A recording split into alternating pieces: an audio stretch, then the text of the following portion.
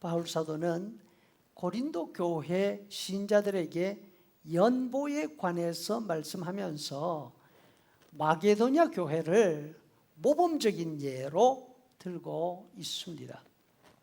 사도는 7개 교회에 9개 편지를 보냈습니다.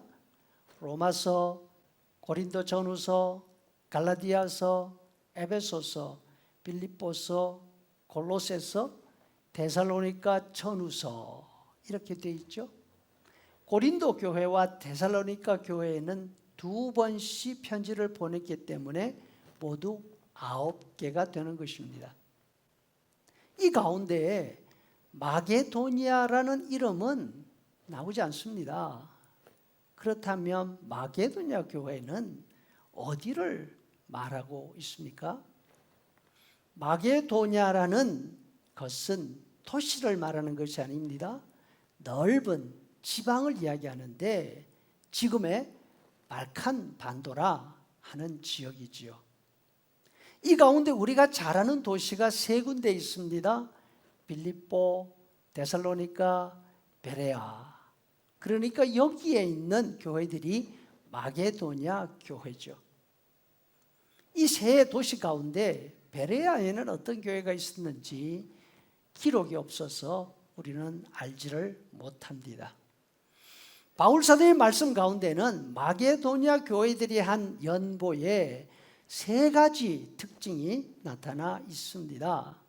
3절에 내가 증언하노니 그들이 자원하여 이 은혜 즉 성도 섬기는 일에 참여함을 우리에게 간절하게 구하였다.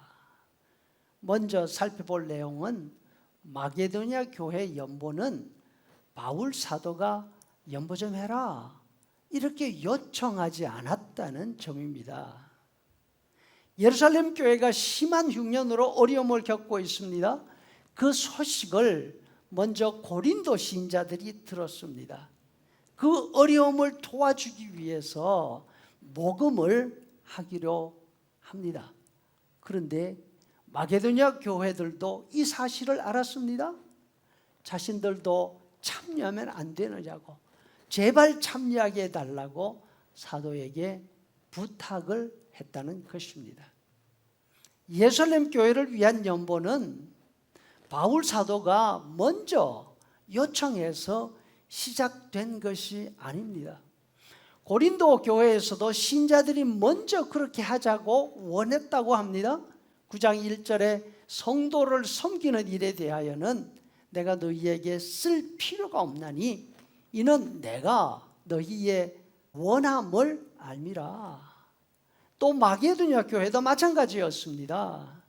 다른 교회들이 구제 연보를 한다는 말을 듣자 자신들도 동참하게 해달라고 부탁을 합니다.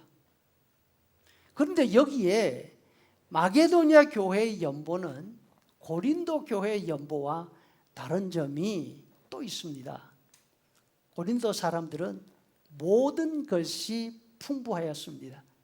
당시 지중해 최대의 무역 항구였습니다. 고린도 항구를 통해서 움직이는 물동량은 정말로 엄청났습니다. 따라서 돈도 넘쳤습니다. 그곳에 있는 교회도 마찬가지였습니다. 고린도후서 9장 8절에 하나님이 능히 모든 은혜를 너희에게 넘치게 하고 있으시니 이는 모든 일에 항상 모든 것이 능력하여 모든 착한 일에 넘치게 하려 하심이라. 반면 마게도냐 지역은 상황이 달랐습니다. 대부분의 지역이 산악입니다. 무역도 농사도 신통하지가 않습니다. 그 결과 가난했습니다. 그곳에 있는 교회들도 경제적으로 가난했습니다. 뿐만 아니라 믿음으로 인한 핍박까지 겪고 있었습니다. 바울 사도도 이 지역에서 복음을 전하는 동안 큰 어려움을 당했습니다. 빌립보에서도 베레아에서도 데살로니가에서도 쫓겨날 수밖에 없었습니다. 부랴부랴 고린도가 있는 남쪽 지역으로 떠나왔던 것입니다. 놀라운 점은 이와 같은 환난의 많은 시련, 극심한 가난 가운데서도 오히려 연보가 더 넘쳐서 먼저 연보를 시작한 고린도 신자들에게 자극이 될 정도였다 합니다. 2절에 환난의 많은 시련 가운데서 그들의 넘치는 기쁨과 극심한 가난이 그들의 풍성한 연보를 넘치도록 하였느니라. 마게도냐 교회 신자들은 자신들이 어려움을 겪고 있었기 때문에 더 큰 어려움을 겪고 있는 예루살렘 교회 신자들의 형편, 그들이 겪고 있는 이중적인 어려움을 깊이 이해하고 공감할 수 있었던 것입니다. 5절에 그들이 먼저 자신을 주께 드리고 또 하나님의 뜻을 따라 우리에게 주었도다. 헌금은 마음입니다. 헌금은 주머니에서 나오는 것이 아닙니다. 마음에서 나오는 것입니다. 우리는 예수님에게서 받은 은혜가 얼마나 큰지를 알고 있지 않습니까? 그래서 우리의 드리는 것도 넉넉하게 될 줄로 믿습니다.